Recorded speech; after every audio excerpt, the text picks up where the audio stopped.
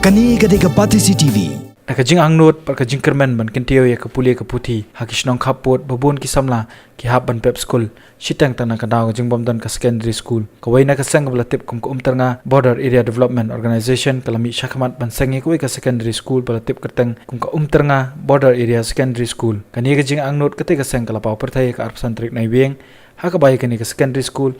pala seng thumai kasnong umtarnga naplipat ba do Dr. Didi Lapang Menteri Berem Kejala berbadairu nong aibot ke sarkar jela kuman penpawang ni kasnong umtarnga kadikawai na kasnong kabadan hakaput jong Meghalaya bat Assam bat kidon ru hadu arp south li kasnong hakate kathan hakaba hadu menta 4 dan ke secondary school lai no tang ka upper primary ka lower primary school hendai ki babon ki khna ki haban sange college school namar pomdan ki secondary school habakran hakani kasngi kumukongsan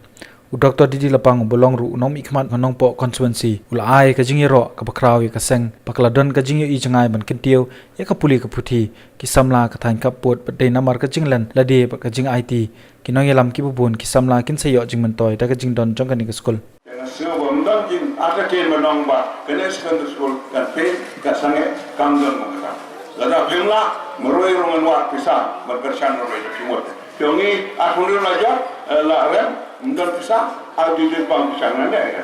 tapi semua berpintu perlu kita, upload untuk kuipi, lalu upload menurut disha, hanya perni le, hanya gauti dari fokusan, fokusan aja tengkah, fokusan tengkah sisen disha, upload bantrai kasan atau ngasan fo tengkah sipnai banai, nak kata kalau ikunyo, ngapa bagian kamna kan pra bantai yang nomor. Kane ka ubada galong deng penyen syara ka bajrom ba ka sarkar gede bani ga dog jongka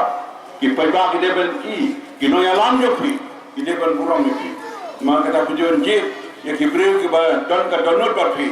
ki breu go mon ma shekri phi ba ki breu go mon ma thli phi na ka hor jo ni lam dog insa den ni dong Kani gadega Pati CCTV.